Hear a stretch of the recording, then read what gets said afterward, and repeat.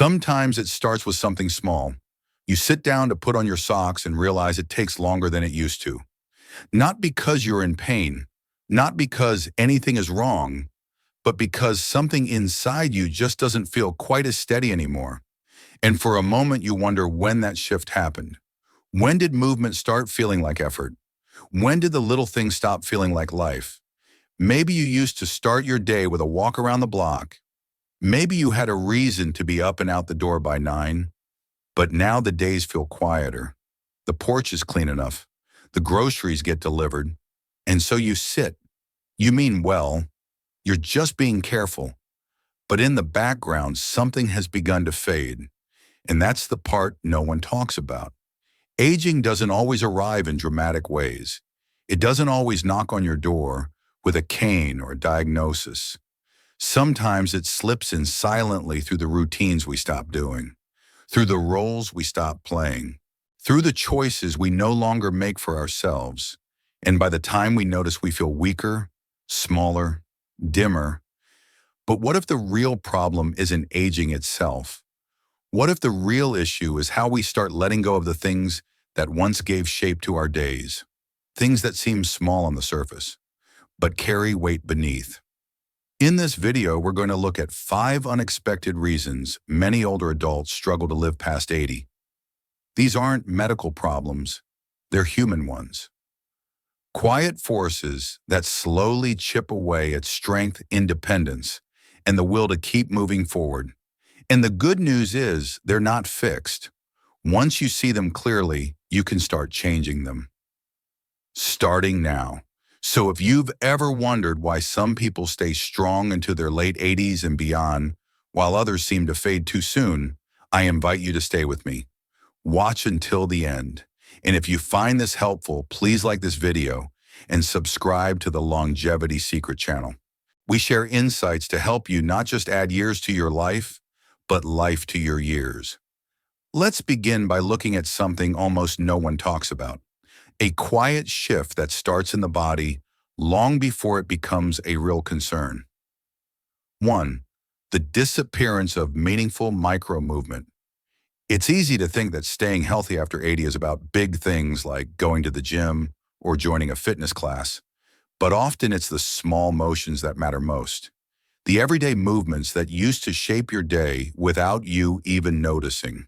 Bending down to pick something up. Reaching into a high cabinet, walking out to the mailbox instead of letting someone else get it. These simple motions might seem unimportant, but they send a very important signal to the body. A message that says, I am still active. I am still needed.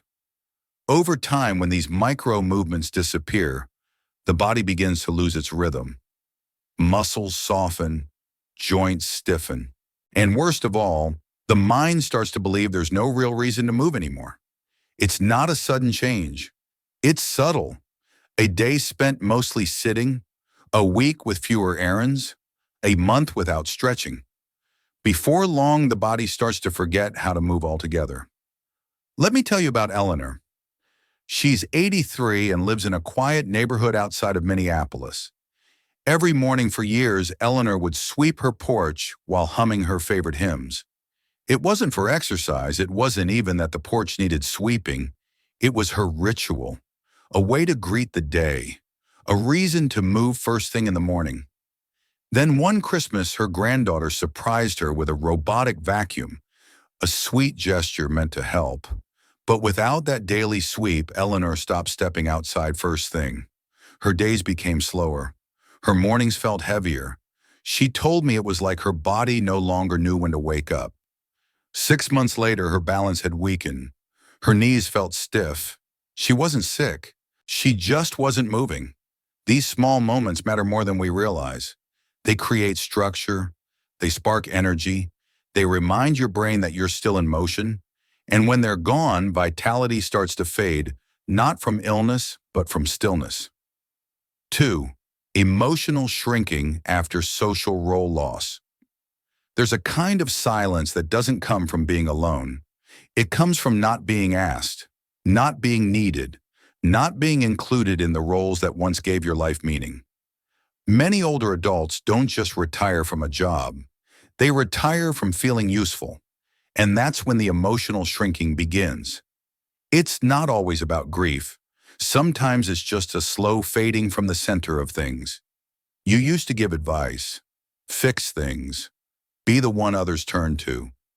But now the calls come less often. Decisions get made without you. Your family means well, but somewhere along the line you stop being part of the conversation. That's what happened to Tom. He's 86 now. For over 4 decades he worked as a mechanic. People in town would bring him everything from lawnmowers to old tractors. He didn't just fix things.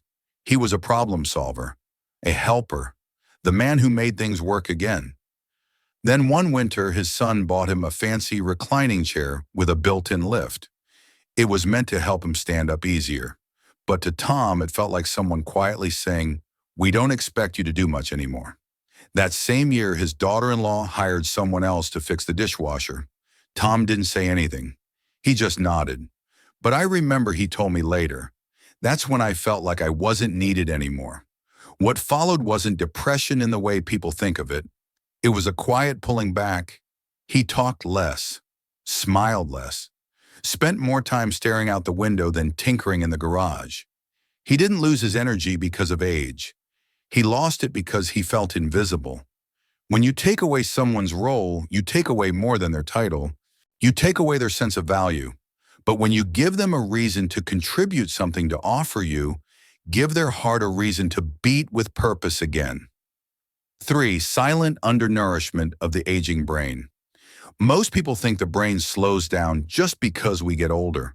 But the truth is the brain slows down when we stop feeding it. Not with food, with novelty, with challenge, with purpose. When every day looks the same, when conversations repeat, when the only decisions are what's for dinner or what to watch on TV, the brain slips into autopilot. And while routine feels safe, it also invites decline. The National Institute on Aging has shown that older adults who engage in mentally stimulating activities have a much lower risk of cognitive decline. That doesn't mean you need to go back to school. It means you need to stretch your mind just enough to make it work again. One of the simplest changes I've seen work is switching up the daily routine, reading a new book instead of watching a rerun, learning the lyrics to a song from a different generation, taking a different route on your walk, and trying to name 3 new things you see. There's power in small challenges. They don't have to be big. They just have to be new. Because when the brain encounters something unfamiliar, it lights up. It pays attention. It adapts. You're never too old to spark new growth. The brain isn't a candle that burns out. It's a fire that dims from lack of fuel. Feed it curiosity, feed it pattern, feed it life. 4. Breathing becomes shallow when life gets quieter. One of the quietest changes that happen after 80 is how we breathe, and most people don't even notice. Not because they forget, but because life simply gets quieter. There are fewer reasons to raise your voice, less laughter, fewer full conversations. Singing becomes a thing of the past, and with that, the lungs start working less, the ribs tighten, breaths get smaller, and shallow breathing becomes the new normal. But the body was built for full breath, deep, steady, expansive. Breath is not just about oxygen, it's about nervous system balance. It's about alertness, memory, even digestion. When breath becomes shallow, everything else starts slowing down. I remember Mrs. Daniels. She was 89, bright as ever, but quieter in recent years. Her daughter said she just didn't seem as vibrant as before. Nothing serious, just slower, sleepier, less sharp. Then one weekend, her great-grandson came to visit, just 4 years old, full of energy. They spent the afternoon laughing, reading, pretending to be animals. She laughed so hard she cried. Something changed that weekend. Her voice was stronger, her steps quicker. She called a friend for the first time in weeks. When I asked what was different, she said, "I remembered how to breathe again." Full breath brings life back.